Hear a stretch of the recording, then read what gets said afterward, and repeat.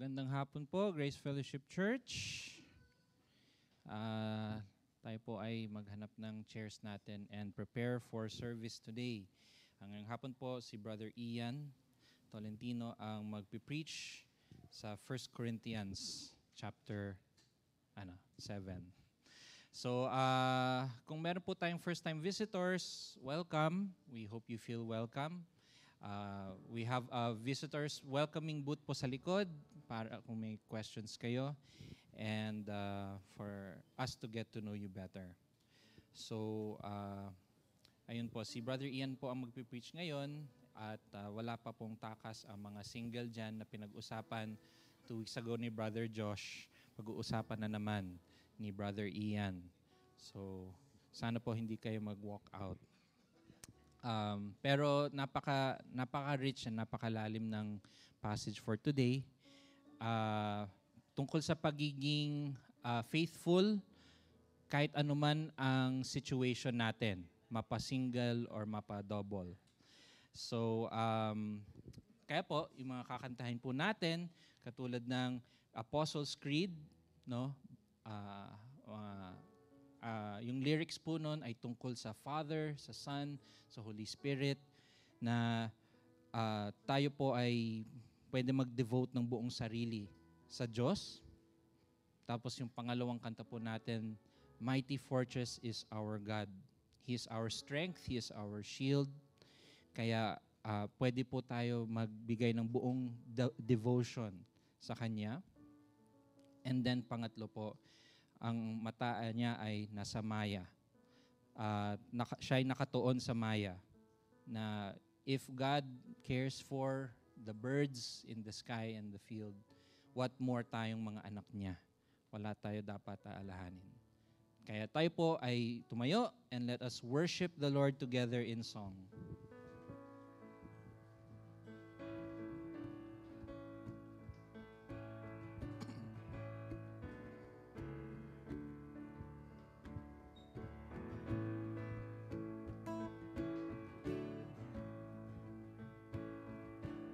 Let's sing, I believe. I believe in God the Father, mighty and eternal Lord. He alone is the Creator, forming all things by His word. I believe in our Lord Jesus, God's own Son who came to earth, born a man by the Spirit, by a virgin giving birth. Sing praise. Sing praise to the Father, to the Spirit and the Son. Sing praise to our holy God, forever three in one. I believe that Jesus suffered. I believe that Jesus suffered. On the cross He bore my shame. I believe that He was buried, then triumphant rose again. Glorified, He has ascended, seated at the Father's side. He will come again in judgment, justice will be satisfied. Sing praise. Sing praise to the Father, to the Spirit and the Son. Sing praise to our holy God, forever three in one.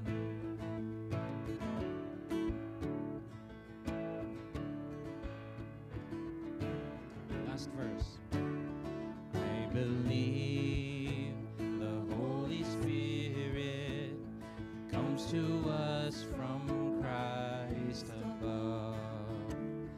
I believe the church is holy, one communion in God's love. I believe I am forgiven through the sacrifice of Christ. I believe in resurrection and in everlasting life. Sing praise. Sing praise to the Father, to the Spirit and the Son. Sing praise to our holy God, forever three. Isa pa, sing praise. Sing praise to the Father, to the Spirit and the Son. Sing praise to our holy God, forever three one.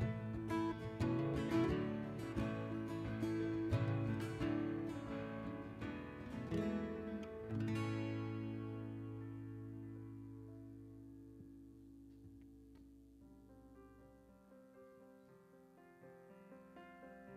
sing.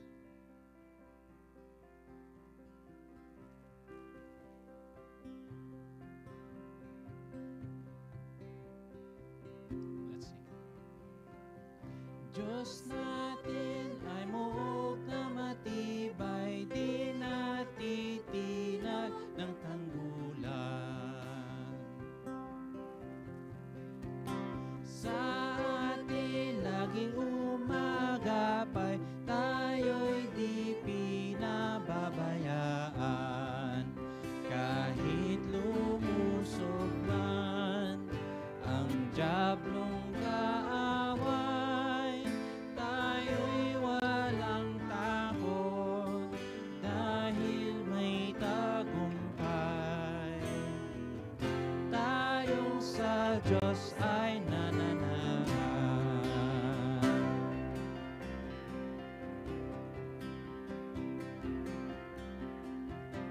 Kung sa sarili tayo'y manangan, tayo'y hindi makalalaban.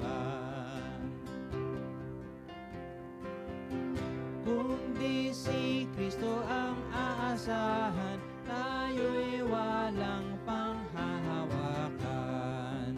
Sa pag-iinit niya, siya ang kaligtasan, hindi masasain kanyang kalakasan.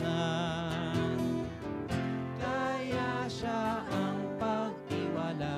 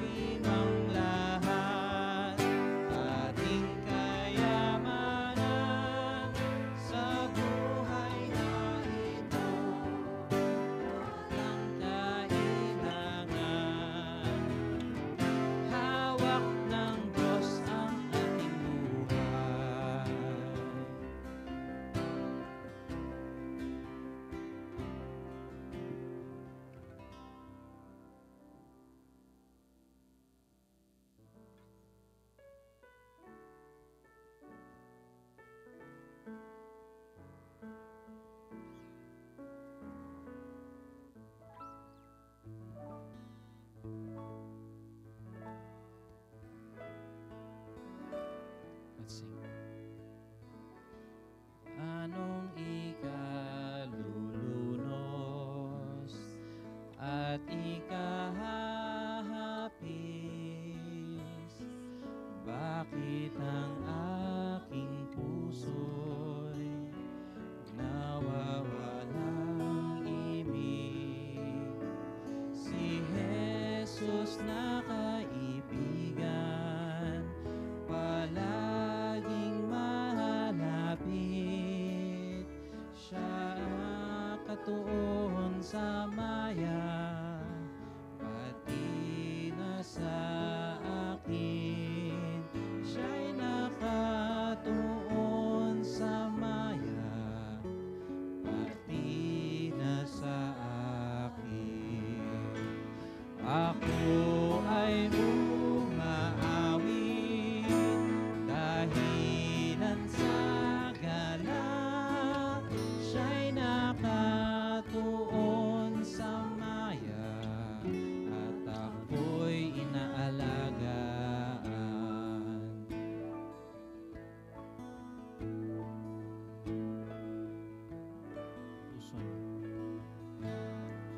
Puso'y huwag mabagabag,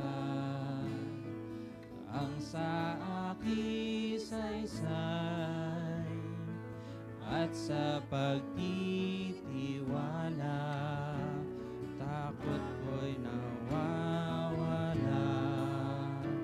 Sa daang tinatahak ay hindi mangangalit. Siya'y nakatuon sa maya, pati na sa akin. Siya'y nakatuon sa maya, pati na sa akin. Ako ay umaawit dahilan sa galak. Siya'y nakatuon sa maya, at ako'y inaalagaan.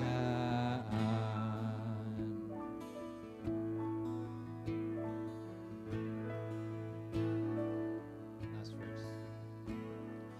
Tuwing ako'y natutukso, pag ako'y mapanglaw, napalitan ang awit ng kawalang pag-asa. Sa Kanya ako'y lalapit, hindi na bahalisa. Siya'y nakatuon sa maya, at ako'y inaalagaan. Siya'y nakatuon sa maya, at ako'y inaalagaan. Ako'y umawit. Ako ay umaawit dahilan sa galak. Siya'y nakatuon sa maya, at ako'y inaalagaan. Ako ay umaawit dahilan sa galak. Siya'y nakatuon sa maya, at ako'y inaalagaan. Siya'y nakatuon sa maya, at ako'y inaalagaan.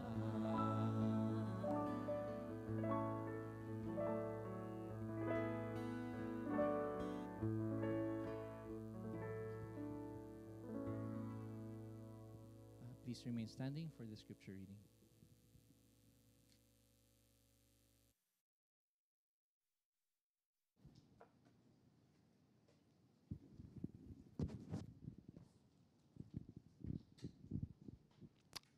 Roma, Kabanata 12, talata 1-8.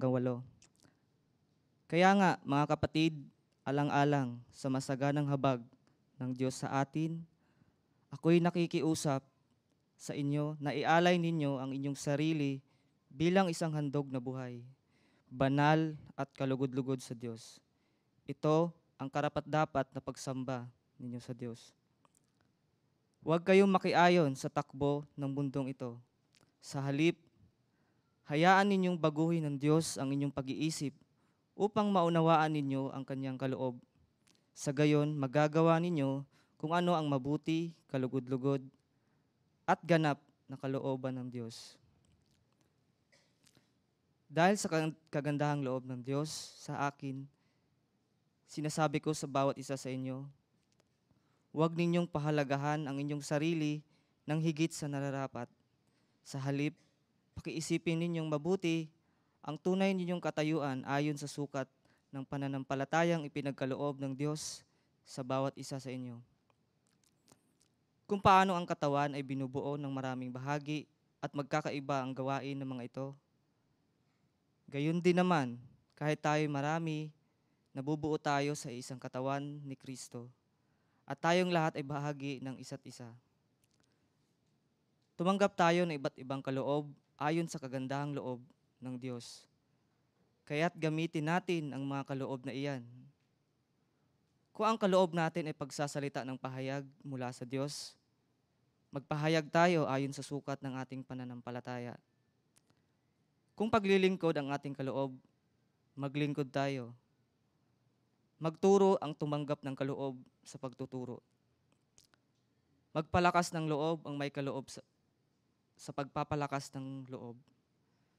Kung pagbibigay ang inyong kaloob, magbigay kayo ng buong puso. Kung pamumuno naman, mamuno kayo ng buong sikap. Kung pagkakawanggawa ang inyong kaloob, gawin ninyo iyan ng buong galak.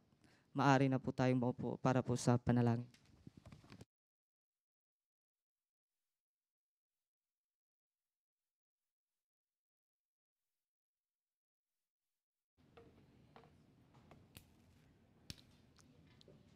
Tayo po ay manalangin. Dakilang Diyos, Ikaw nga po ay makapangyarihan sa lahat. Ikaw nga po ay tunay na dakila sa lahat. Ikaw po ang nakasasaklaw sa lahat ng bagay mula noon, ngayon at maging po sa hinaharap at sa magpakailanman. Punong-puno ka po ng karunungan at ang karunungan mo ay hindi mauubos. Kaya't karapat-dapat ka lamang pong papurihan sa oras na ito.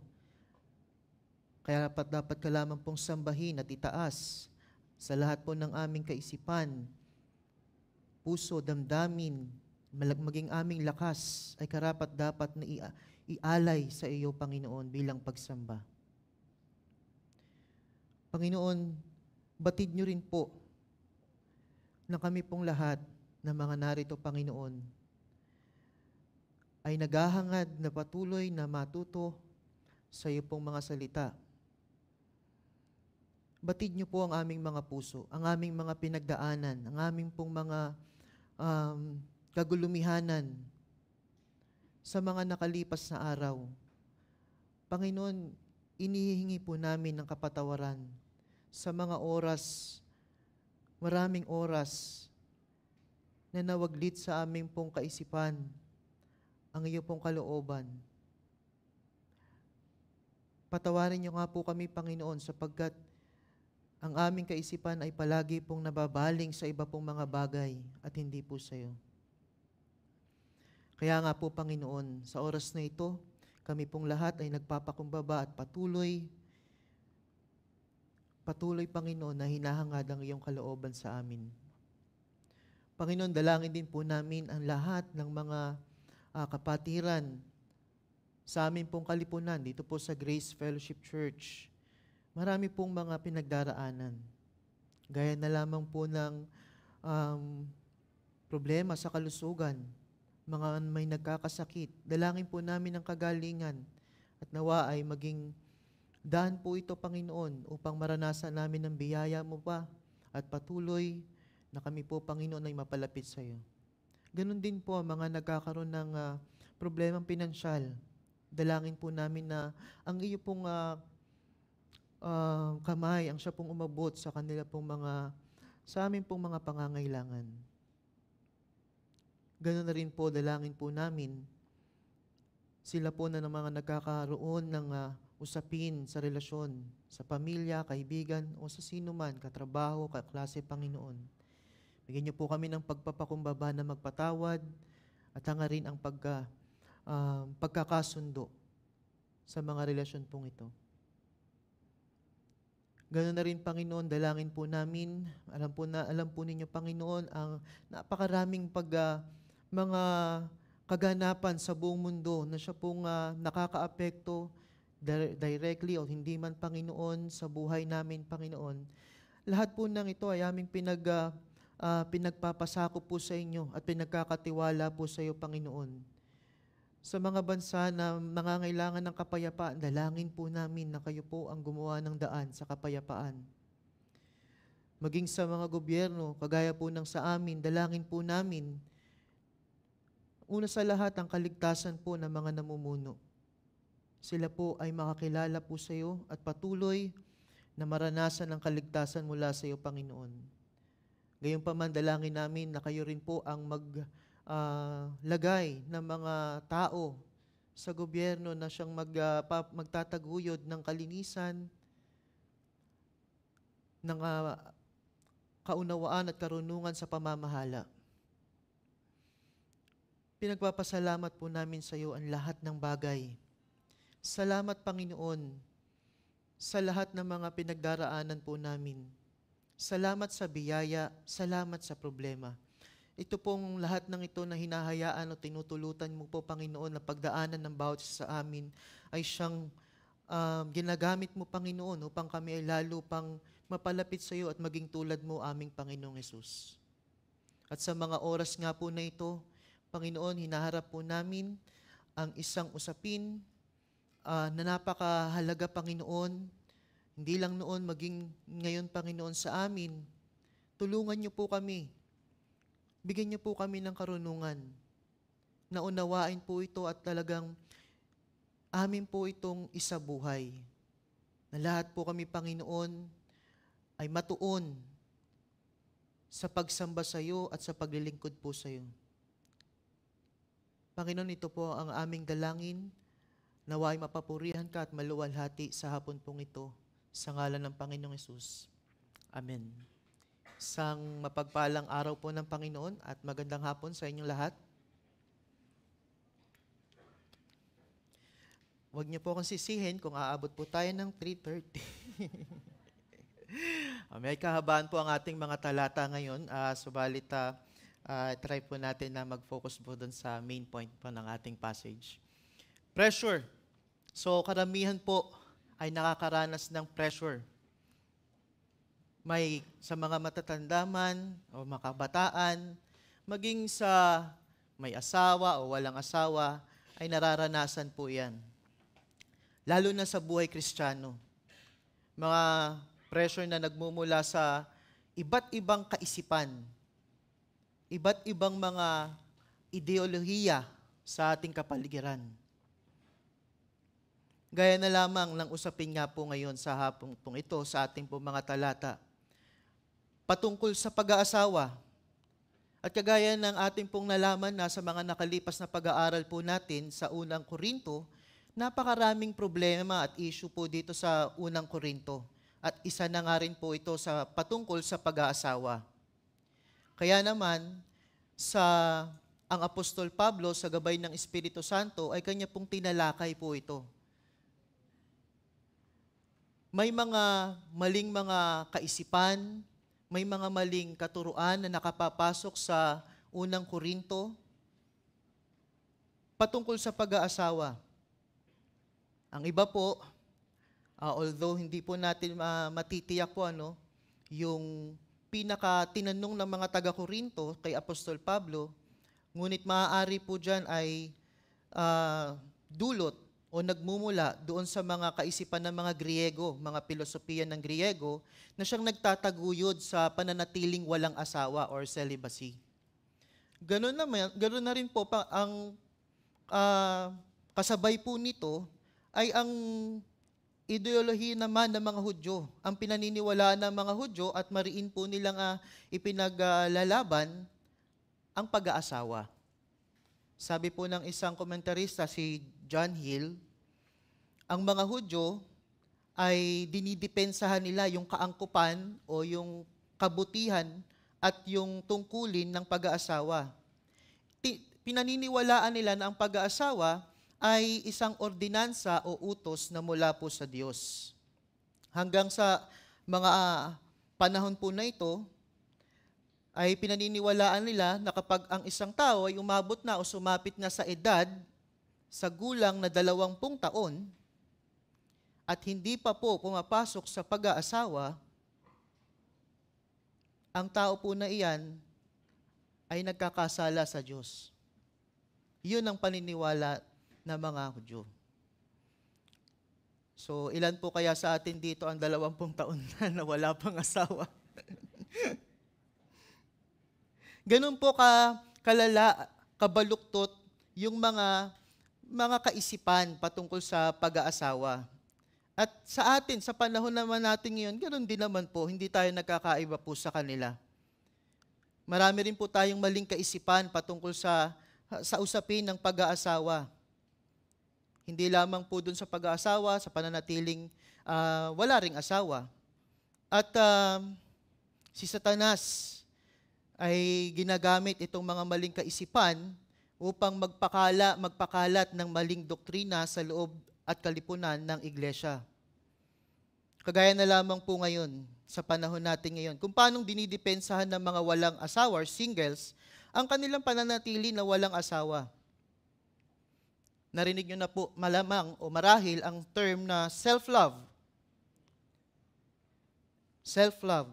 Kung saan, pinaniniwalaan ng mga walang asawa, pinangahawakan po nila, bagamat sila ay, o dahil sila ay nape-pressure ng kanilang kapaligiran, ito po ay patungkol sa pagiging in love sa sarili, or prioritizing or inuuna ang mga pangsariling interest. Tanggapin ang mga mistakes or flaws ng isang tao. Well, wala po talaga tayong makikita na utos mula sa Biblia na mahalin ang sarili. The Bible assumes na minamahal na natin talaga ang ating mga sarili. Kaya naman, dito po papasok ang kahalagahan ng salita po ng Diyos. At yan po ay isa sa mga bagay na talagang nakamamangha po para sa akin, na ang salita ng Diyos ay very relevant or napakahalaga sa lahat ng panahon, anumang punto ng kasaysayan.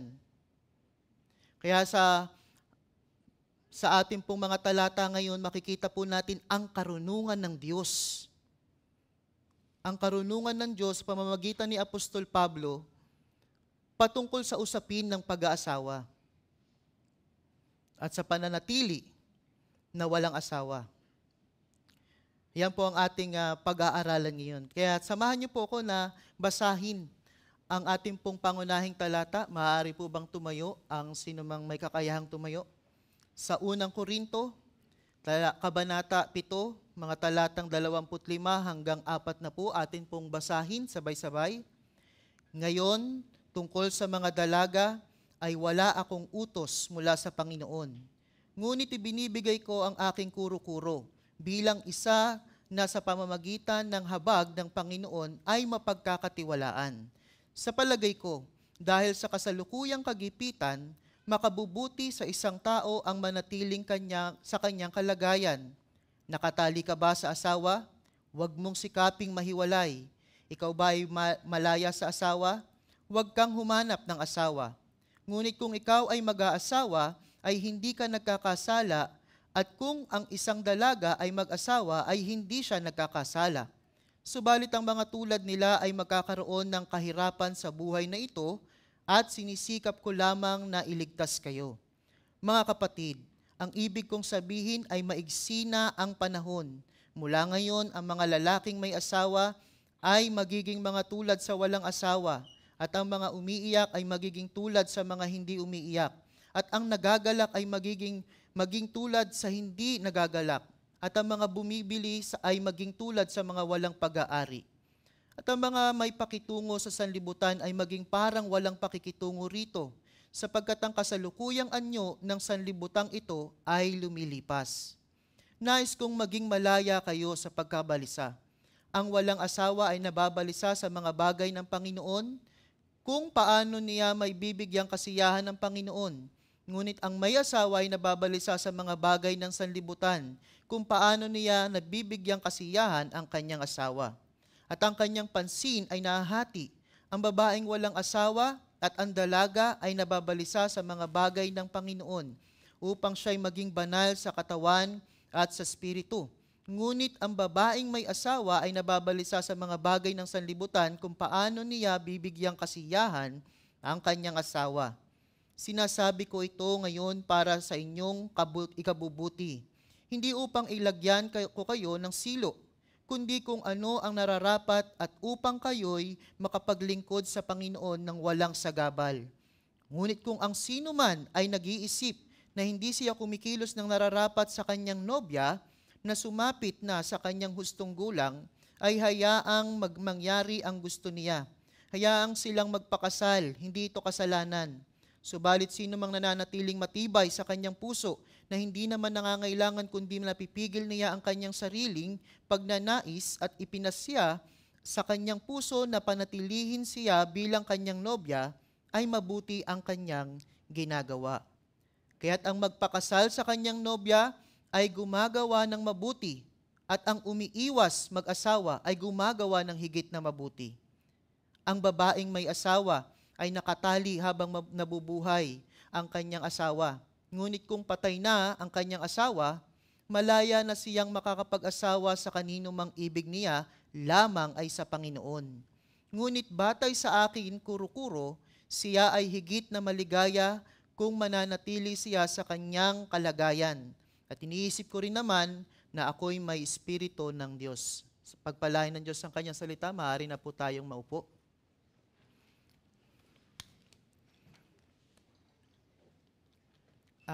Ang pamagat po ng ating pag-aaral, ang mga nag-iisa ay para kay Kristo. In English, singles for Christ. Hiniram ko po yung... Meron pong 5 pagkakahati po sa ating pag-aaral. Una, magaan ang pagtitiyaga sa kasalukuyang kagipitan. Kalawa, maraming kahirapan ang buhay mag-asawa. Ikatlo, maigsi lang ang buhay at hindi magtatagal ang pag-aasawa. Ikaapat, malaya sa pagkabalisa at nakatuon sa Panginoon. Ikalima, matatali habang buhay sa relasyong mag-asawa. Mula po sa nakalipas na 2 sermon, mula po kay Brother Josh at kay Pastor George, atin pong tinalakay sa sulat ni Apostol Pablo ang patungkol nga sa pag-aasawa at patungkol din sa pagiging kontento or masaya kung anuman ang kalagayan sa buhay. At ito nga po ay dapat gamitin ang lahat ng kalagayang ito na sa pagkakatawag sa atin ng Panginoon para sa kanyang kaluwalhatian. At nabanggit na rin po sa mga noonang sermon kay Brother Josh yung patungkol po sa mga walang asawa. Kaya naman, muli dito binabalikan po ni Apostol Pablo ang usapin na yan. At atin pong tunghayan, atin pong tuklasin ang mga advantages kung bakit ba or bakit nagiging paborable, mas mainam na manatiling walang asawa. But disclaimer po, hindi po ito panawagan na iwanan ang mga asawa. Ito po ay para doon sa mga, yung mga may asawa, mapatatalakay natin, para sa mga may kaloob ng pananatiling walang asawa. Okay. Mainam na linawin po natin. Baka pagkatapos po nito, ay magalit na sa akin yung asawa ko. Hindi po yun natin. Hindi po ito pagtutulak sa or advocacy na maiwanan ng asawa. Okay, unang punto, magaan ang pagtitiyaga sa kasalukuyang kagipitan. Sabi ni Apostol Pablo sa talatang 25, ngayon tungkol sa mga dalaga. So, ito po ay instruction, advice mula po kay Apostol Pablo na patungkol sa mga dalaga. Yung salita pong dalaga or virgin dito po ay tumutukoy specifically or particular sa mga babae na maaaring mag-asawa na. Sa iba pong translasyon, kagaya po sa ESV sa English, ginamit po yung salitang betrothed or katipan. Isang dalagang nakatipan, meaning engaged na siya sa isang lalaki at nakatakda ng ikasal. Sa iba naman pong mga nag-aral po sa talata na ito, ay ito po ay simpleng pumapatungkol din naman sa mga babae man o lalaki na walang asawa. At napakahalaga po na i-address po sila ni Apostol Pablo. Napakahalaga. Sapagkat meron po sa kaligitnaan ng kalipunan ng iglesia sa Corinto na naghumihimok sa kanila sa dalawang panig kagaya ng sinabi na natin kanina. Na may mga nagsasabi na sa pananatiling walang asawa at pananatili na walang relasyong sexual ay maa-achieve or maa-abot ang mas mataas na kalidad ng espiritualidad. Yan ay tinalakay na rin noon sa sermon po ni Brother Josh. At kanya na nga pinaliwanag din na hindi naman mali o hindi masama ang magkaroon ng asawa at karelasyong sexual, at ito ay dapat na nasa konteksto ng pag-aasawa at kasal. Sa pagpapatuloy sa talatang 25, sabi ni Apostol Pablo, "Wala akong utos mula sa Panginoon, ngunit ibinibigay ko ang aking kuro-kuro bilang isa na sa pamamagitan ng habag ng Panginoon ay mapagkakatiwalaan." Ngayon, ito pong pangungusap na ito ni Apostol Pablo ay hindi po nagdi-deny sa pag-inspirasyon o kasihan ng sinabi dito ni Apostol Pablo. Ang ibig sabihin lang po nito ay wala po siyang nakita na mga nakalipas na kapahayagan at hindi niya directly ma-quote mula kay Jesus dahil wala pong binanggit patungkol po dito ang Panginoong Hesus. Pero hindi po ito nangangahulugan na ang sinabi ni Apostol Pablo ay hindi po inspired, sapagkat si Apostol Pablo ay ginabayan ng Espiritu Santo upang maisulat po ito. At ayon po sa 2 Timoteo 3 verse 16, lahat ng kasulatan ay kinasihan ng Diyos. Ibig sabihin lamang po, lahat ng bahagi ng 66 na aklat sa Biblia ay mula po sa Diyos. Yun lamang po yung ibig sabihin niya dito sa talatang 25. Moving on sa verse 26, sabi po, "Sa palagay ko, dahil sa kasalukuyang kagipitan, makakabuti sa isang tao ang manatili sa kanyang kalagayan." Ngayon, ito po ay isang napakaganda pong sinabi ni Apostol Pablo. Isang advantage or advantage, kalamangan ng pananatiling walang asawa. Anong sinabi niya? Dahil sa kasalukuyang kagipitan. Ngunit ano bang tinutukoy dito ni Apostol Pablo doon sa kasalukuyang kagipitan or distress?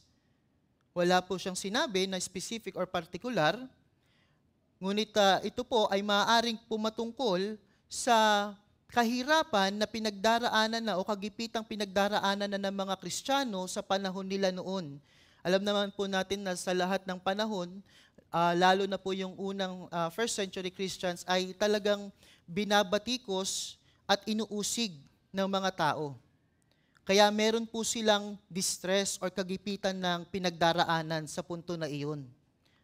At lalo pa, matapos ang punto na yan ng pagkakasulat ni Apostol Pablo sa unang Korinto, sa kanila pong hinaharap ay lalo pang iigting ang persekusyon o ang pag-uusig sa mga Kristiyano.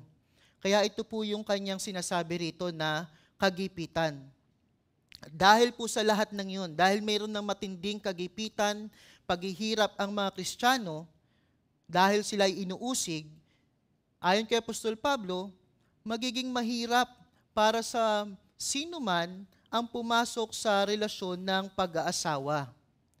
Imagine, kung mag-aasawa po sila sa punto na yun, at inuusig po sila, imagine yung sight na kung saan pati yung kanila pong mga asawa, mga anak ay madadamay, binubugbog, pinapakulong, at maaaring ipapatay.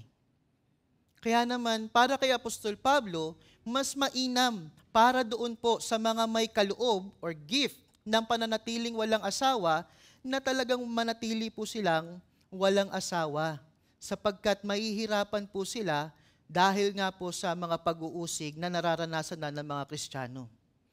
Ikalawang punto at ikalawang kalamangan o kainaman na manatiling walang asawa, maraming kahirapan ang buhay mag-asawa.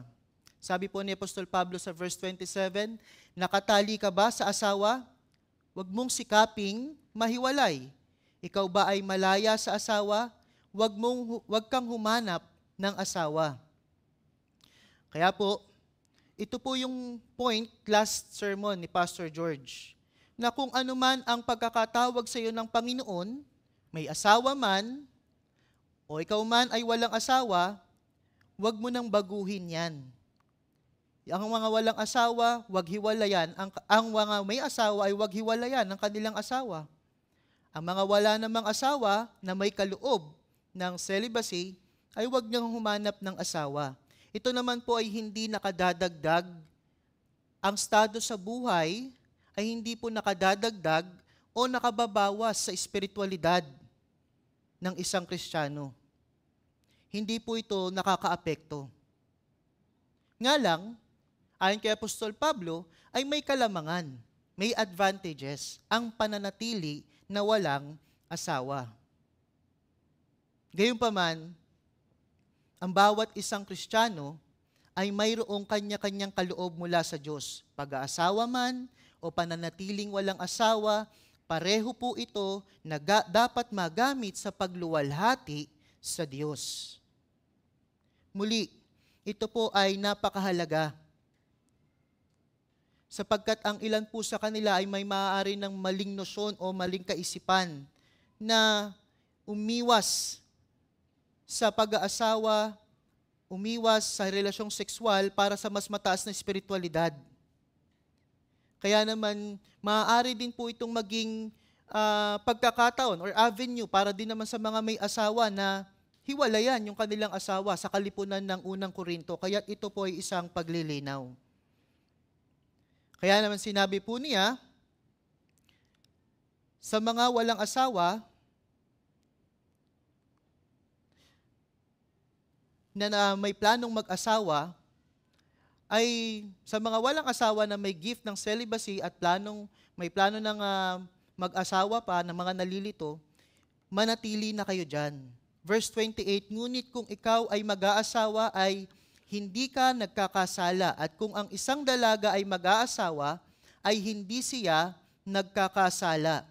Ang pag-aasawa pa rin po ay isang valid option. Isa pa rin po itong gift mula sa Panginoon. Ito po ay kaloob. Wala pong kung sino man ang may kaloob sa pag-aasawa, wala pong dapat na pumigil sa kanila kung sila po ay mag-aasawa. Hindi po yung mga sinasabi ng mga maling kaisipan sa paligid po nila ang dapat pumigil sa kanila. At ito po ay maliwanag na tinalakay po ni Brother Joe sa kanyang sermon patungkol po sa pag-aasawa. Ang pag-aasawa, ano ang mga kainaman po na meron po sa pag-aasawa? Ito po ay mainam na plano ng Diyos sa pagpaparami. Mainam na plano ng Diyos para manatiling may kalinisan. Mainam na plano ng Diyos para sa mga may asawa ang manatiling walang dungis kung patungkol sa kasiyahan or undefiled pleasure. Sa pag-aasawa ay natutustusan ang pangangailangan. Sa pag-aasawa ay nagkakaroon ng proteksyon. Kaya naman, isa pong valid pa rin po at isa pong tunay na kaloob ng Diyos ang pag-aasawa. Ngayon sa pagpapatuloy, sinabi po ni Apostol Pablo, subalit ang mga tulad nila ay magkakaroon ng kahirapan sa buhay na ito at sinisikap ko lamang na iligtas kayo. Maaari nyo pa rin ituloy kung sino man ang may kaloob sa pag-aasawa na mag-asawa kayo, subalit, sabi ni Apostol Pablo, merong kahirapan. Merong kahirapan. Kung sino po ang gustong sumang-ayon, ay pwede na pong itaas ang kamay. Totoo po na may kahirapan sa buhay mag-asawa. No? Ngayon, muli, disclaimer, hindi po ito to advocate ang diborsyo. Ito pong pananatiling walang asawa ay meron pong specific, particular na mga tao para sa kanila. Ito po yung mga may gift ng pananatiling walang asawa or singleness. Yan po ay para sa kanila. So, kung sinabi ko man po na may kahirapan o ni Apostol Pablo na kahirapan, hindi po yun para sirain ang kaisipan natin sa pag-aasawa. Subalit ito po ay realidad ng pag-aasawa, katotohanan sa buhay na may asawa. The daily hustle and bustle of marriage. O ang araw-araw na kaabalahan at kaguluhan na nakasama sa pag-aasawa. Namely, budget. Or mga kahirapang pinansyal. Mga hindi, or unpredictable health issues, hindi po natin na inaasahang mga issue o problemang kalusugan. Mga problema sa relasyon na maaaring natitrigger dahil sa differences or kaibahan ng mag-asawa at ganoon na rin ng mga anak. Yan po ay kasamang lahat sa pag-aasawa. Muli, alam ko po na ang mga may asawa ay alam po yan. At sa punto ni Apostol Pablo, considering na sila po presently ay humaharap sa persekusyon o pang-uusig, at ito po ay lalala pa sa mga susunod na panahon nila, talaga pong mahihirapan at mas lalong titindi pa ang kahirapan sa buhay mag-asawa. At ito po ay magiging hamon upang mamuhay ng may kabanalan at katapatan sa harapan ng Diyos. Muli, hindi po para pawalang halaga or devalue ang pag-aasawa. Muli, ito po ay biyaya na mula sa Diyos. At salamat po sa mga mag-asawa, lalo na po sa kalipunan natin, na siya pong nakikita po natin na sa biyaya ng Diyos ay namumuhay at pinipilit na mamuhay ng may katapatan.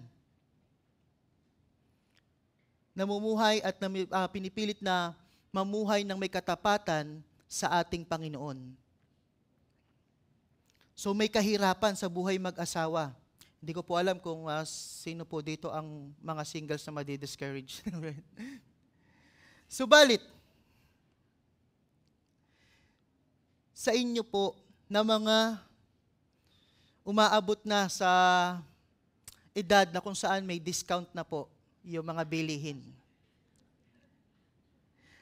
At single pa rin naman. Kung yan ay confirmed, no, na kaloob po sa inyo na kayo po ay manatiling walang asawa, wag po kayong mainggit sa mga may asawa. Yan po ay biyaya, kaloob mula sa Diyos para po sa inyo. You're not missing out anything. Biyaya po yan sa inyo. Sa ikatlong punto, maigsi lang ang buhay at hindi magtatagal ang pag-aasawa. Sabi sa verse 29, mga kapatid, ang ibig kong sabihin ay maigsi na ang panahon. Ngayon, sa kaisipan na sa kanilang kasalukuyan at sa hinaharap po nila ay merong pang-uusig ang mga Kristiyano, na siya pong nagbibigay ng banta sa mga buhay ng Kristiyano, sinabi ni Apostol Pablo na maigsi ang panahon. At literal na maaaring mas paigsiin ng mga pang-uusig sa mga Kristiyano ang kanilang buhay, kagaya ng naranasan ng mga apostol. Sila ay pinatay para sa mabuting balita. Subalit, hindi lamang po sa mga Kristiyano noon na humaharap sa matinding pang-uusig, ang realidad at katotohanan na maigsi ang buhay, gayon din naman po sa atin ngayon. Sabi nga ni Santiago 4 verse 14, gayon man ay hindi ninyo nalalaman kung ano ang magaganap bukas. Ano ba ang iyong buhay? Kayo nga'y isang singaw na sa sandaling panahon ay lumilitaw at pagkatapos ay naglalaho. Ito po ay katotohanan patungkol sa kaigsian ng buhay. Sabi ni Apostol Pablo sa verse 29, balik po tayo, mula ngayon ang lalaking may asawa ay magiging mga tulad sa walang asawa, at ang mga umiiyak ay magiging tulad sa mga hindi umiiyak, at ang nagagalak ay maging tulad sa hindi nagagalak, at ang mga bumibili ay maging tulad sa mga walang pag-aari. 31, at ang mga may pakikitungo sa sanlibutan ay maging parang walang pakikitungo rito, sapagkat ang kasalukuyang anyo ng sanlibutang ito ay lumilipas. Maigsi ang buhay. Ngayon, hindi naman po ito panawagan sa mga may asawa muli. Naiwanan nyo na yung mga asawa dahil maigsi ang buhay. Baka kasi po may mag-isip, yun. Sabi naman ni Apostol Pablo, yung lalaking may asawa, maging tulad sa walang asawa. Okay. Punta na tayo doon sa Hindi po yun ang sinasabi ni Apostol Pablo. Hindi. Hindi rin po ito pahintulot mula sa apostol na pumasok sa mga maling relasyon. Ang sinasabi po ni Apostol Pablo, dahil maigsi ang buhay, ang pag-aasawa ay hindi rin naman ito aabot sa walang hanggan. Marriage is not eternal. Lahat po ng ito ay lilipas. Muli, hindi para bigyang walang alaga ang pag-aasawa. Subalit ang katotohanan, hanggang dito lang po ang mga relasyon natin na ito. Kaya naman, kung ang lahat ng ito sa mundo ay lumilipas, ano ang dapat nating maging prioridad sa ating mga buhay? Dapat ay ang Diyos. Ang Diyos ang siyang dapat na maging pinakauna sa ating mga buhay, ang ating relasyon sa Kanya. Ngunit, para sa mga may asawa, katotohanan, realidad, na may mga hamon na gawin nila ito, na bigyan ng higit na atensyon ang kanila pong mga relasyon sa Panginoon. Dahil nga po sa araw-araw na kaabalahan ng buhay. At hindi lamang po ito sa pag-aasawa, gayon na rin sa lahat ng relasyon na meron po tayo. Ngayon, hindi rin po ito panawagan para po tayo ay maging walang emosyon o walang damdamin, yung mga sinabi ni Apostol Pablo dito. Hindi rin po yun panawagan para sa ganoon. Muli, ang buhay ay maigsi at puno ng kahirapan. Hindi po tayo maaaring maging abala sa mga bagay na walang halaga sa walang hanggan or sa mga temporal na mga bagay. Yes, pwede po tayong mag-celebrate ng birthday. Yes, pwede po tayong makiramay at magdalamhati. Pero hindi po tayo pwedeng diktahan ng mga pangyayari na ito sa buhay natin at ng mga relasyon natin sa lupa na ito at maapektuhan ng ating pong relasyon sa Diyos at maalis ang ating paningin sa kaharian ng Diyos sa walang hanggan. Sapagkat lahat po ng ito muli ay lilipas. Sabi ni Apostol Pablo sa Colossus 3 verses 1 at 2, kung kayo nga'y muling binuhay ng kasama ni Kristo, ay hanapin ninyo ang mga bagay na nasa itaas, na kinaroroonan ni Kristo, na nakaupo sa kanan ng Diyos. Ituon ninyo ang inyong pag-iisip sa mga bagay na nasa itaas, hindi sa mga bagay na nasa ibabaw ng lupa. magiging madali po ito. Or mayroon pong advantage kung ang mga walang asawa na may kaloob sa pananatiling walang asawa ay hindi na po nila ipupursige ang pag-aasawa. Mas maitutuon po nila, nasa mas maganda po silang posisyon para maituon ang kanilang lakas, isip, damdamin sa Panginoon. Ika-4 na punto. Malaya sa pagkabalisa at nakatuon sa Panginoon. Dito po, muli ay ibibigay ni Apostol Pablo ang kalamangan o ang kainaman na manatili ang isang tao na walang asawa. At ang sabi niya, nais kong maging malaya kayo sa pagkabalisa. Pagkabalisa na kaakibat na po muli sa buhay may asawa. At hindi naman po ito ibig sabihin na ang mga kabalisahang ito o ang mga kagulumihanan o yung mga ginagawa sa buhay mag-asawa, hindi naman po literal at intensyonal na masama. Sadyang ito po ay kasama na sa ating buhay mag-asawa. Yan po ay realidad. Verse 32, sa pagpapatuloy, ang walang asawa ay nababalisa sa mga bagay ng Panginoon kung paano niya mabibigyang kasiyahan ang Panginoon. Hindi naman po sa lahat na walang asawa o lahat ng singles ay katulad po nito, na nakafocus or nakatuon ang kanilang kaisipan sa Panginoon. At hindi lang din naman po para sa kanila ang pagtutuon ng isip sa Panginoon. Actually, lahat po tayo ay dapat ituon ng ating kaisipan sa Panginoon. Sabi ni Apostol Pablo, Colossus 3:16-17, manirahan nawang sagana sa inyo ang salita ni Kristo, ayon sa lahat ng karunungan. Magturo at magpaalalahanan kayo sa isa't isa sa pamamagitan ng mga salmo, ng mga himno at mga awiting espiritual na umaawit na may pasasalamat sa Diyos sa inyong mga puso. At anumang inyong ginagawa, sa salita o sa gawa, gawin ninyong lahat sa pangalan ng Panginoong Hesus, na magpapasalamat kayo sa Diyos Ama sa pamamagitan niya.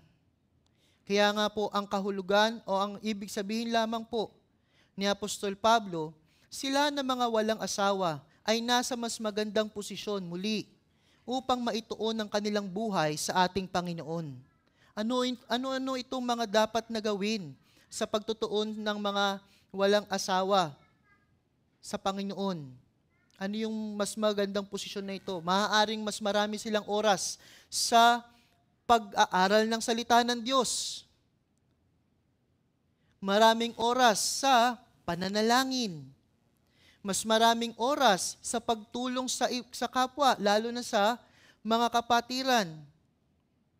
Mas maraming pagkakataon upang mag-invest ng buhay sa ibang mga mananampalataya, building up relationships, and lalo na po, mas maraming oras sa pagpapakalat ng mabuting balita.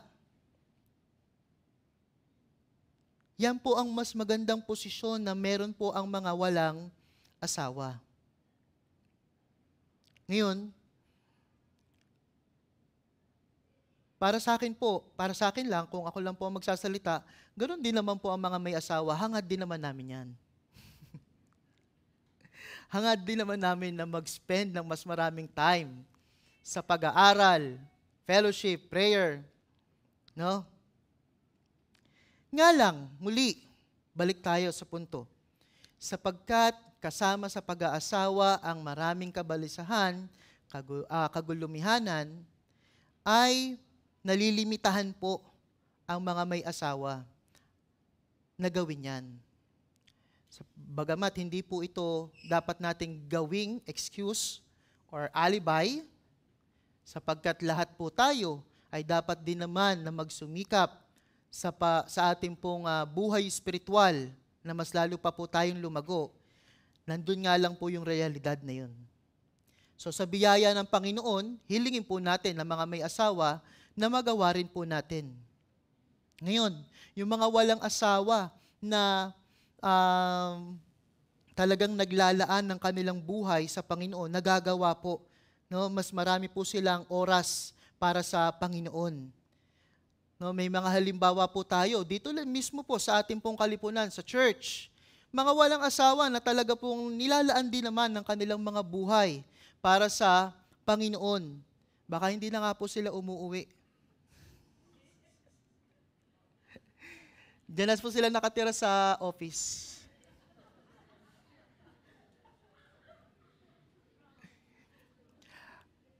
Seriously, sobrang ako po ay namamangha kapag nakikita po ang mga kapatid natin na sobrang nakalaan, dedicated sa paglilingkod sa Panginoon, no? Lagi ko na nga lang po silang binibiro na nang lalamig po ako kasi sila po hindi ko po mapantayan yung kanilang dedikasyon. Salamat po sa mga walang asawa na ito or singles na ito na talagang inilalaan ng kanilang sarili sa paglilingkod sa Panginoon at sa atin pong iglesia. Ang ating pong mga buhay ay talaga pong mas napakadali, a lot easier, dahil po sa kanilang serbisyo at sa kanila pong sakripisyo. Ngayon, sa mga kinakausap ni Apostol Pablo,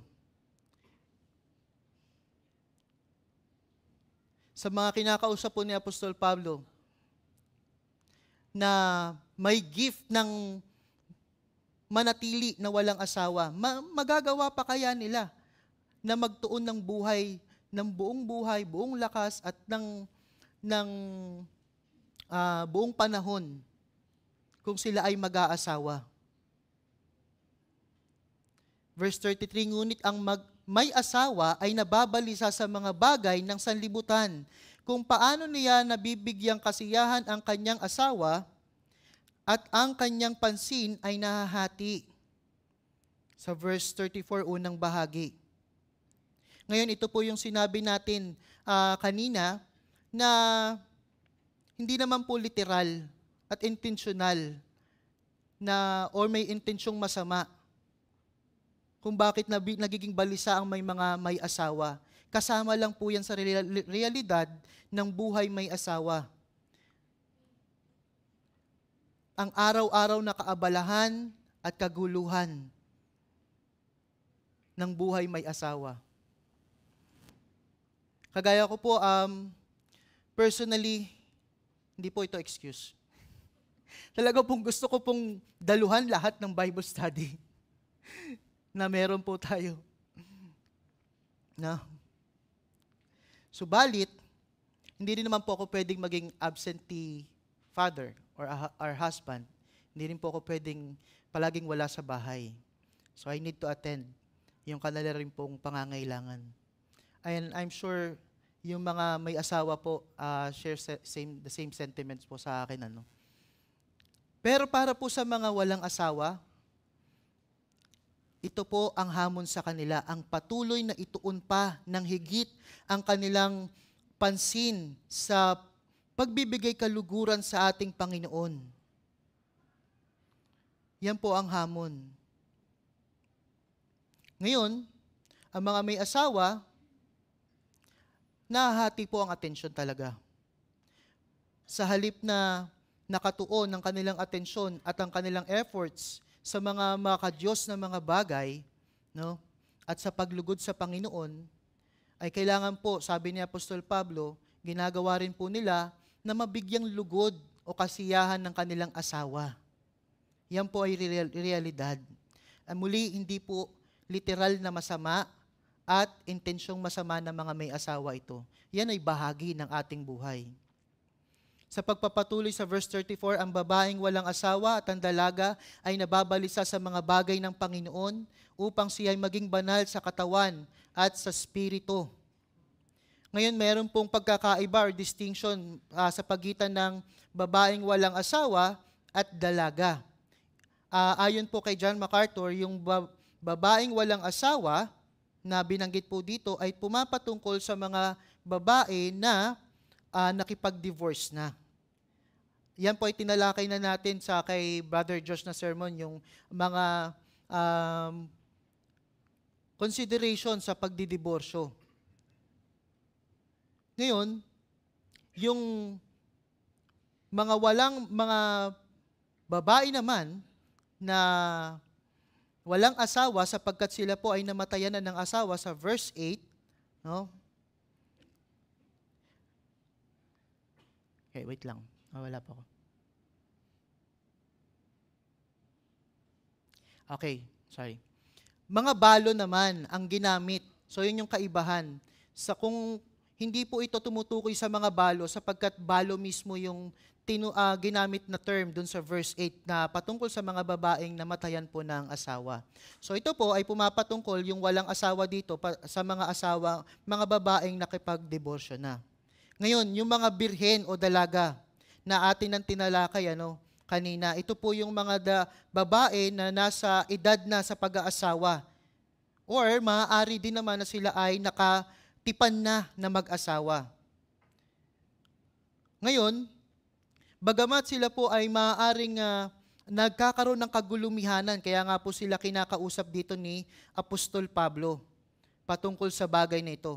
At sinasabi ni Apostol Pablo sa kanila na ang mga bagay na sa mga walang asawa at mga dalaga na atin na nga pong tinalakay, para po sa kanila ay mas makakapag-focus po sila, makakapagtuon sila ng pansin sa ating Panginoon. At mas lalo po silang magpo-progress sa kanila pong sanctification o sa kanilang buhay espiritual, sa kanilang kaisipan at sa kanilang espiritu. Parehong kanilang espiritu at kaisipan. Na siya naman pong magta-translate, magtutungo sa kanila pong kainaman na mga pag-uugali at pagkilos. Yan po ay para sa mga walang asawa at mga dalaga.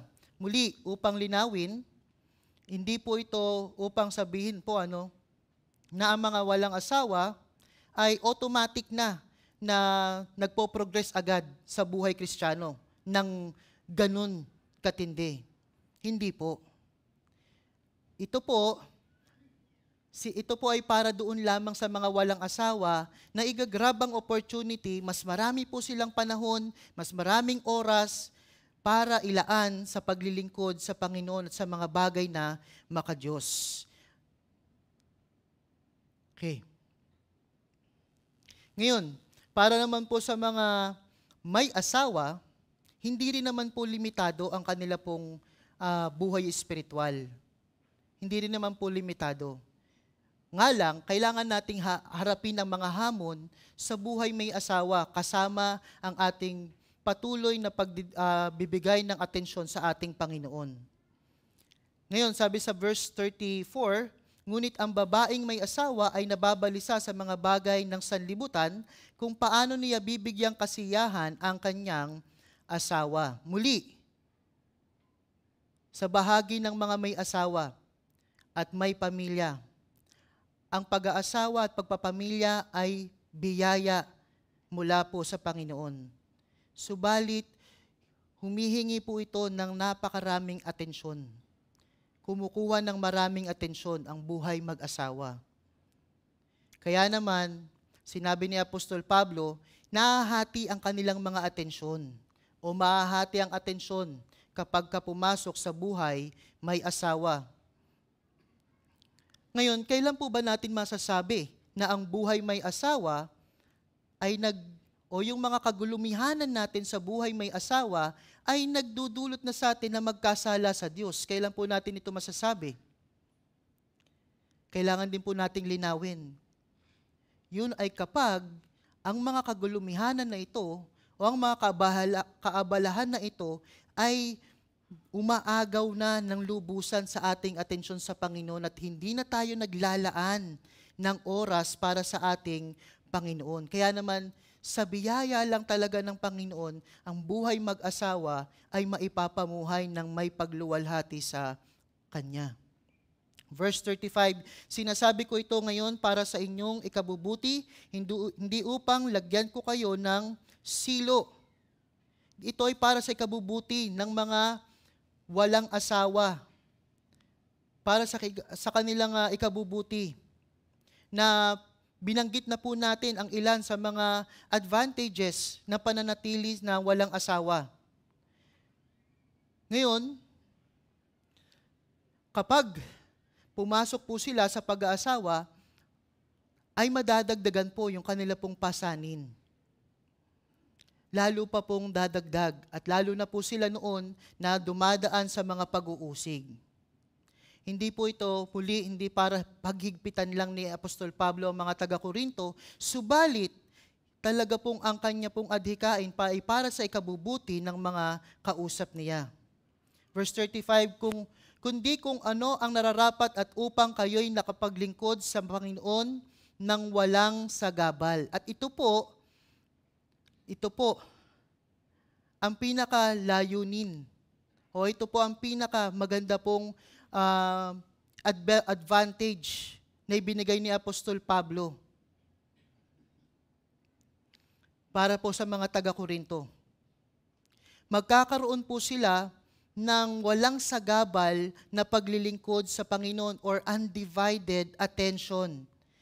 Since ang mga wala pong asawa, sila po na mga may kaloob na pananatili na walang asawa, ay hindi papasok sa relasyong may asawa, napakainam po na ipursige po nila ang pagkadiyos, pagiging makadiyos. Ang ilaan po ng mga buhay nila para po sa paglilingkod sa Panginoon.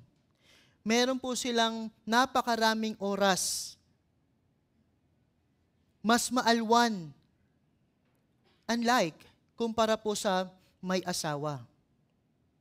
Sinabi na po natin kanina yan. Kaya nga, ang mga walang asawa ay para kay Kristo, o ang mga nag-iisa ay para kay Kristo. Singleness is for Christ. Ngayon, baka naman po nasa isip ng mga walang asawa na, hindi ko naman gift yan eh. May desire pa rin naman ako mag-asawa. Hindi rin po yan excuse. Ano pa ang ginagawa mo sa oras ngayon na wala kang asawa? Ano ang iyong mga pinagkakaabalahan? Yan ba ay patungkol sa Panginoon? Sa paglilingkod sa Kanya? Yan po ang hamon. Kahit na po meron pong ang mga singles ay meron pong desire na mag-asawa, subalit dahil single pa rin naman po sila, marami pa po silang oras para sa paglilingkod sa ating Panginoon. Ngayon, sa susunod na 3 talata ay lilinawin muli ni Apostol Pablo patungkol sa kanya pong payo na ito sa mga walang asawa, na manatiling walang asawa para magkaroon ng walang sagabal na paglilingkod sa Panginoon. Lilinawin niya kung sino po itong mga ito. Sila na mga tinawag ng Panginoon. Subalit, ito pong susunod na 3 talata, bibilisan ko po dahil overtime na po ako, sorry. Itong susunod na 3 talata ay may magkaiba pong tinatayuan po dito sa susunod na 3 talata po na ito. At maging po ang mga dalubhasa ay hati rin po. Chinek ko na po yung more than siguro 6 commentaries po dito. Hati po talaga yung mga pinaniniwalaan nila dito sa susunod na 3 talata na ito. No? And ito po, dito kami nagtagal nung kami po ay nag-meeting. At ito po yung talagang nakaka-stress dito. Okay. So ano tong dalawang na to? Unang stand, well, basically, may pagkakaiba dahil lamang naman po sa translation. Nagkaroon ng pagkakaiba. Okay? So, pero ang main point, mamaya tatalakayin po natin, ganun pa rin naman po ang pangunahing punto ni Apostol Pablo sa dulo. Okay, ang unang view sa 3 talata po na ito, yung lalaki ay katipan ang babaeng dalaga. Lalaki na may katipan na dalaga. Ito po ay makikita sa translasyon na ginamit po natin sa ang Biblia, 2001, Magandang Balita, Sa English, ESV, NIV, NLT, yan po yung kanilang kinuha. Okay. So babasahin ko lang po ng mabilis, ito po yon. Ngunit kung ang sino man ay nag-iisip ng hindi siya kumikilos na nararapat sa kanyang nobya, na sumapit na sa kanyang hustong gulang, ay hayaang mangyari ang gusto niya, hayaan silang magpakasal. Hindi ito kasalanan. Subalit sino mang nananatiling matibay sa kanyang puso na hindi naman nangangailangan kundi napipigil niya ang kanyang sariling pagnanais at ipinasya sa kanyang puso na panatilihin siya bilang kanyang nobya, ay mabuti ang kanyang ginagawa. 38, kaya't ang magpakasal sa kanyang nobya ay gumagawa ng mabuti at ang umiiwas mag-asawa ay gumagawa ng higit na mabuti. So dito po sa mga translation na ito, pinapakita po na yung lalaki ay mayroon pong katipan na dalaga na siya pong nagkakaroon na po ng struggles sa kanila pong betrothal period, yung pagtitipan. Nagkakaroon na po ng kahirapan dun sa parte po ng mga magkatipan na ito. Ngayon, sabi po ni Apostol Pablo sa kanila, ay dapat na kanya itong pakasalan at hindi naman siya nagkakasala kung papakasalan niya nga ito. Subalit, sa verse 37, kung meron po siyang malakas na kalooban at puso, no? At makapagpipigil po siya sa kanyang sarili at hindi mahuhulog sa temptasyon o tukso, ang sabi ni Apostol Pablo, ay maaari din naman po niyang panatiliing nobya ang babae o ang dalaga. Verse 38, kung magdesisyon man siya na pakasalan ang babae upang maiwasan ang tukso ng imoralidad, ay mainam po ito. Ngunit kung kakayanin niya sa kanyang kalooban na makapanatiling malinis, ay maaari naman siya manatiling walang asawa. At ito ay mas mainam ayon kay Apostol Pablo. Ngayon, ang aking pong, I'll share my comment, my personal comment lang po. Sa verse 37, kung ang lalaki pong ito ay may matibay na puso at wala naman pong pagnanasa sa kanyang kalooban, ang akin pong naiisip ay bakit pa po niya pananatiliin yung kanila pong pagtitipanan kung ito po ay confirmed na gift o kaloob ng pananatiling walang asawa or celibacy. Ngayon, dun po sa pangalawang translation, ito ay patungkol naman sa ama na may anak na dalaga, father-daughter naman po. Ito yung old version ng ang Biblia, 1982. Ito rin po ang nasa ang Biblia, NAS at KJV. Makikita rin po natin yan. Ngayon, basahin ko po ng mabilis. Ngunit kung iniisip ng sino mang lalaki na hindi siya gumagawa ng marapat sa kanyang asawa o sa kanyang anak na dalaga, kung ito'y sumapit sa kanyang katamtamang gulang at kung kailangan ay sundin niya ang kanyang maibigan, hindi siya nagkakasala, bayaang mag-asawa sila. Subalit ang nananatiling matibay sa kanyang puso na walang kailangan kundi may kapangyarihan tungkol sa kanyang sariling kalooban at pinasiyahan sa kanyang sariling puso na ingatan ng kanyang sariling anak na dalaga, ay mabuti ang gagawin. Kaya nga ang nagpapahintulot sa kanyang anak na dalaga na mag-asawa ay gumagawa ng mabuti, at ang hindi nagpapahintulot na siya'y mag-asawa ay gumagawa ng lalong mabuti. Ngayon, meron pong background po ito, ang version po na ito.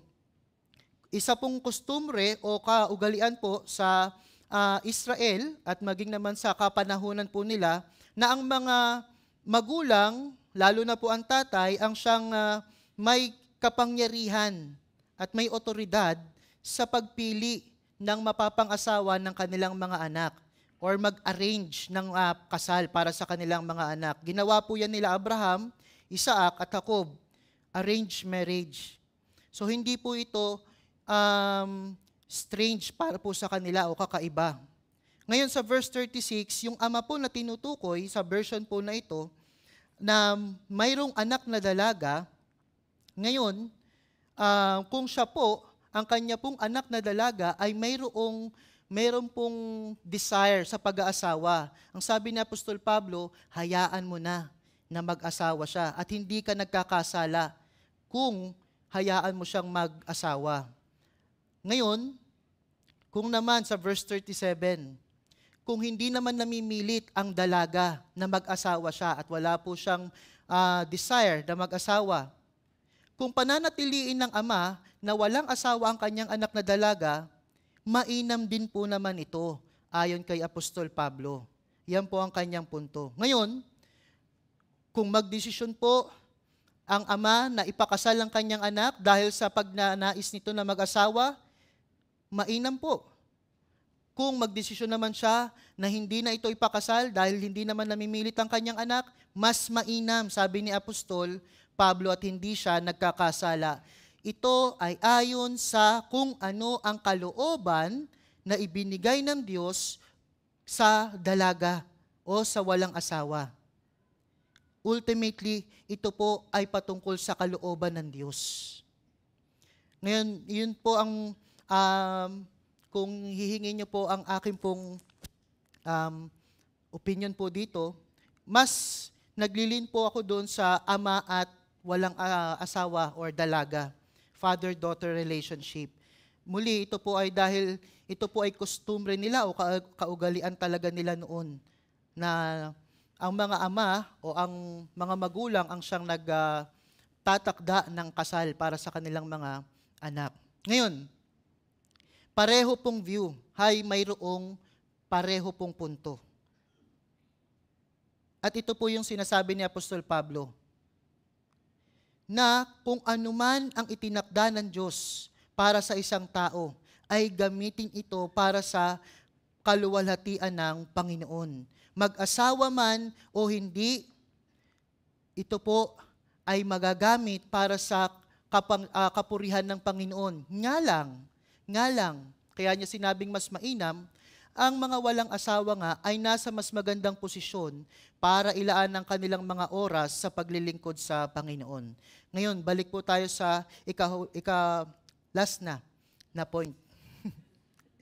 Matatali habang buhay sa relasyong mag-asawa. Ano na naman yan? Isa na naman yung paninira ba sa pag-asawa? Hindi po. Ang babaeng may asawa ay nakatali habang nabubuhay ang kanyang asawa.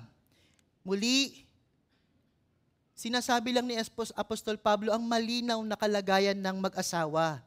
Talaga naman pong ang pag-aasawa ay pang habang buhay. Yan po ay realidad ng pag-aasawa. It's a lifelong commitment. Hindi po ba yan ang binabanggit natin pag nagpapakasal tayo? Till death do us part.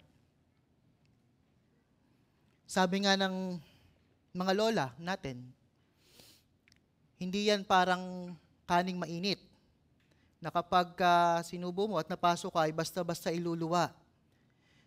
Talaga pong ang buhay mag-asawa, ang commitment po ay pang habang buhay. Kasama rin po dyan yung tinalakay na natin na araw-araw na kaabalahan ng buhay mag-asawa. Kasama po riyan. At hindi naman po masama. It's not that evil. It's just the reality. Yun lang po ang katotohanan at realidad ng buhay mag-asawa.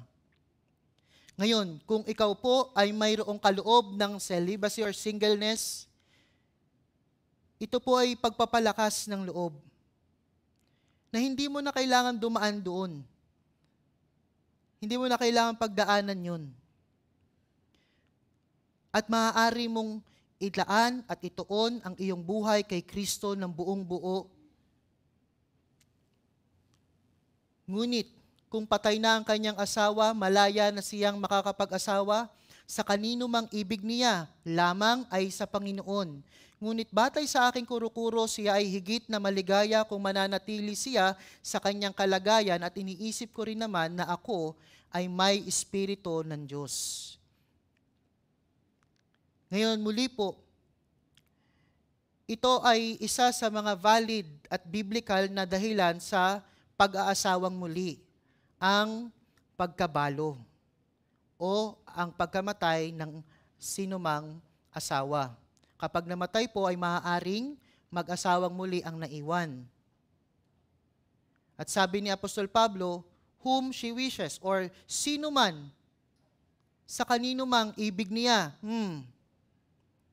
Sino mang ibigin niya. Ngayon, unang-una po sa lahat, kung buhay pa po yung asawa mo, tinitiyak ko po na kasalanan na isipin mo na magkaroon ng asawang iba sa pag namatay siya. Yan po ay pangangalon niya sa puso. Ikalawa,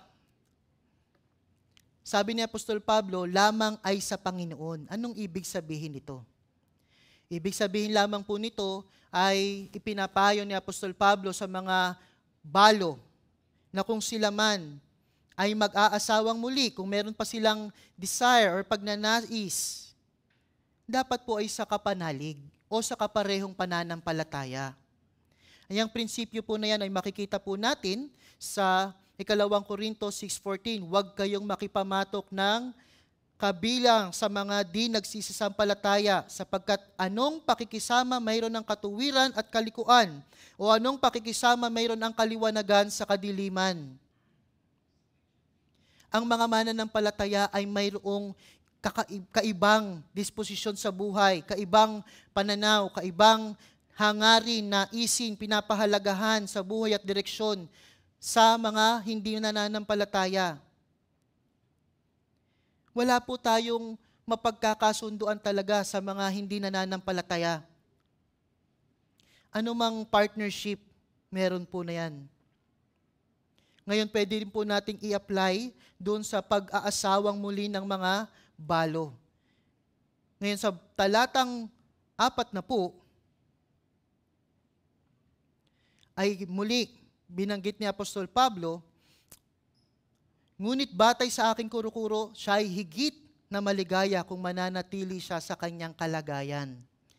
Mas mainam po na manatili na nga lang po sa kalagayan. Kagaya ni Apostol Pablo, sinabi niya rin po ito sa naunang mga talata, na gayahin din po siya. Manatili sa kalagayan. Ibig sabihin, walang asawa. Sapagkat marami nga po at mas maganda ang posisyon kung mananatiling walang asawa, mas makapaglalaan ng oras, panahon, tibusyon sa Panginoon.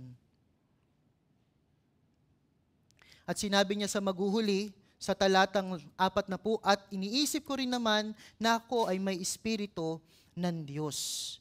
Muli, ang lahat po ng ito ay mula sa Espiritu Santo. Lahat po ng sinabi ni Apostol Pablo ay kinasihan ng Diyos. Ito ang karunungan ng Diyos patungkol sa usapin na ito. At kung tayo po ay bahagi ng iglesia, ito ay para sa atin. Ito ang ating dapat paniwalaan. Ngayon, bago po tayo magwakas, naranasan mo na ba ang bagong buhay kay Kristo? Kung hindi pa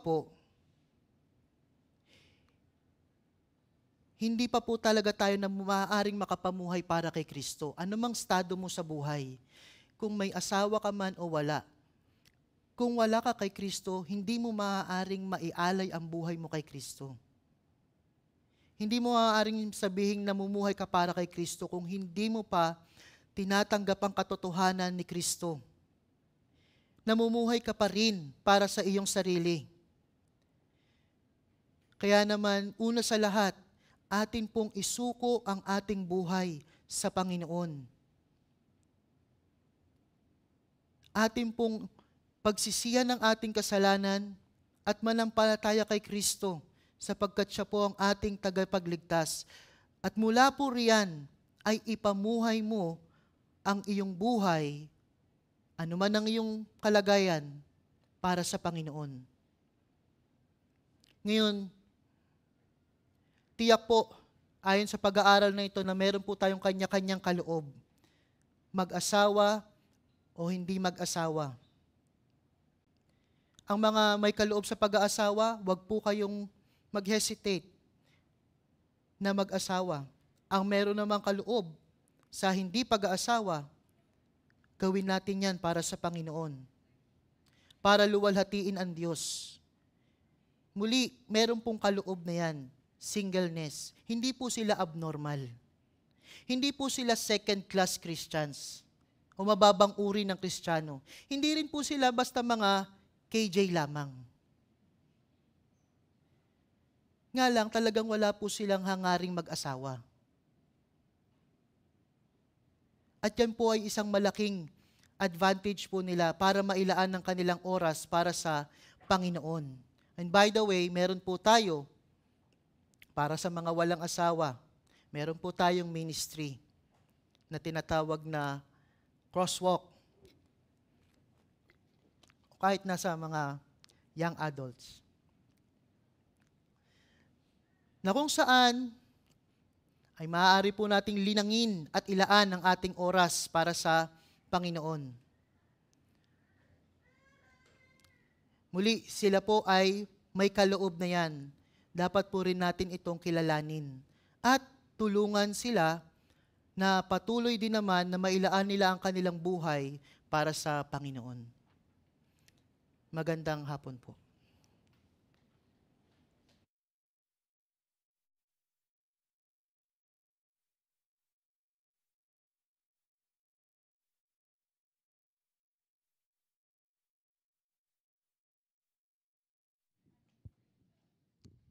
Amen.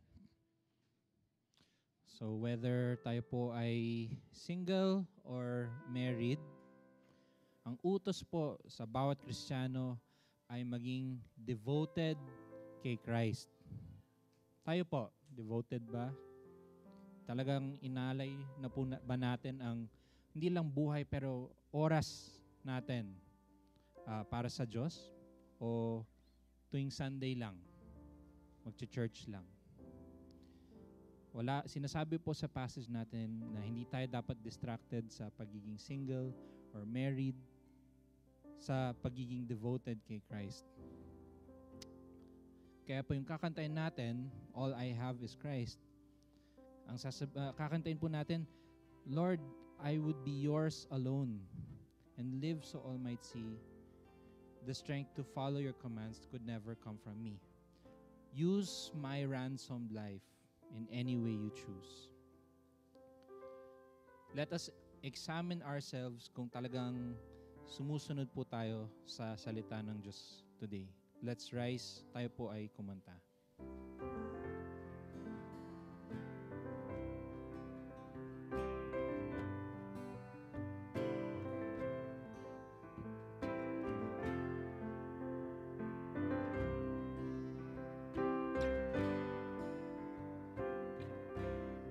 Sing, once was lost. I once was lost in darkest night, yet thought I knew the way. The sin that promised joy and life had led me to the grave. I had no hope that you would own a rebel to